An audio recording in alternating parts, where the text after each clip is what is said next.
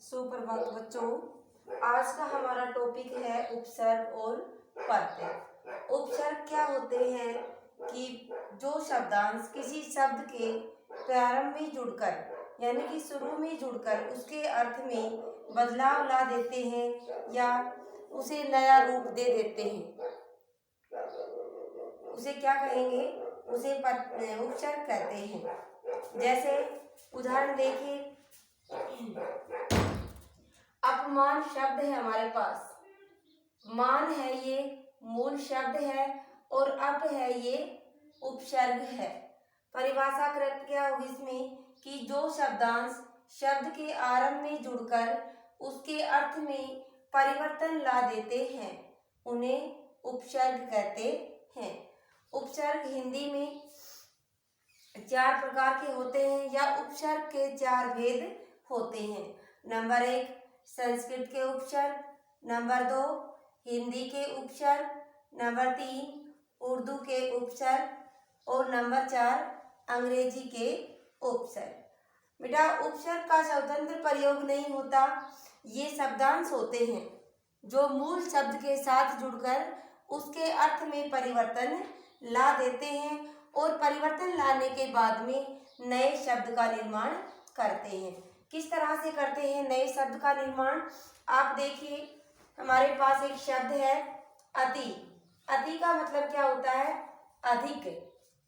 अति शब्द है और इसका अर्थ होता है अधिक, यानी कि अधिक मात्रा से जो कोई शब्द बनता हो, इस तरह के शब्द बनाने हैं। जैसे अत्यधिक, अत्यधिक, अत्यंत, इस तरह के।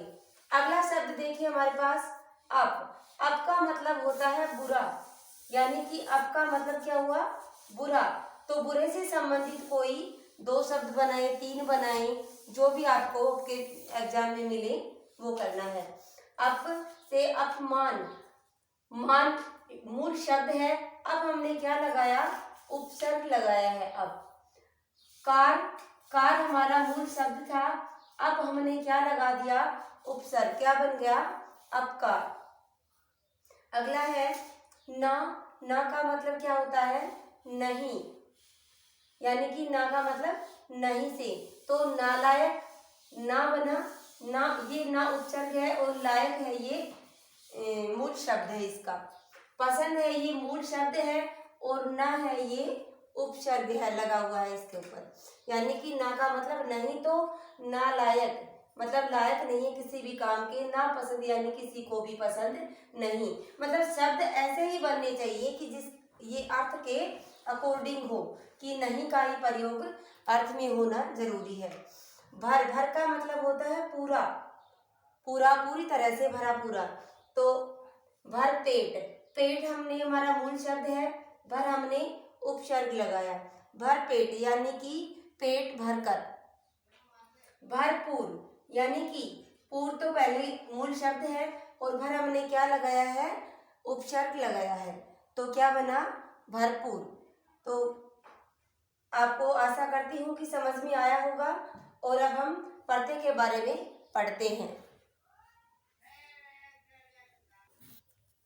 तो बेटा अब हमारा अगला ये टॉपिक है प्रत्यय का।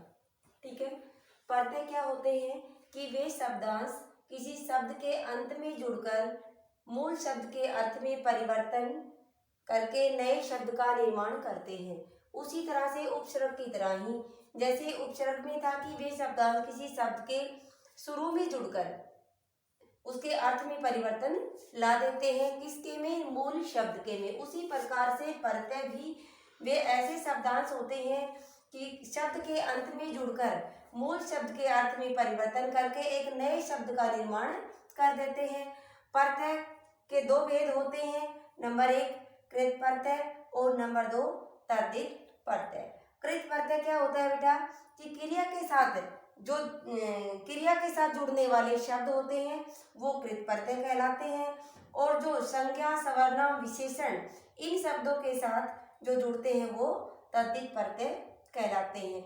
आप कृत प्रत्यय के थोड़े से उदाहरण देखेंगे, जैसे आलू, चालू। प्रत्यय क्या है? ऊ।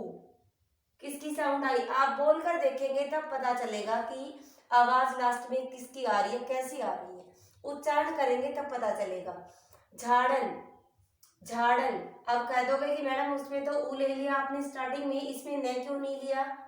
क्योंकि हमने उच्चारण करके देखा कि झाड़न किसकी आवाज आ रही है, अभी अन की आवाज आ रही है।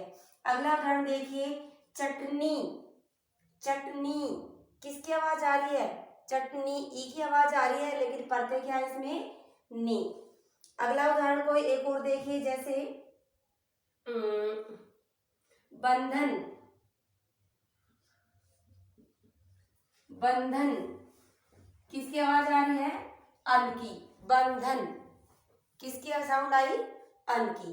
तो उपसर्ग क्या होते हैं बेटा, वे शब्दांश जो किसी शब्द के पहले जुड़कर अर्थ में परिवर्तन ला दे, और प्रत्यय मूल शब्द के बाद में जुड़कर उसके अर्थ में परिवर्तन ला दे।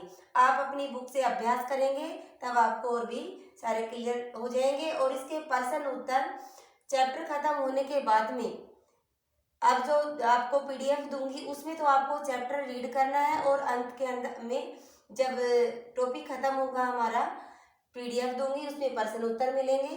धन्यवाद।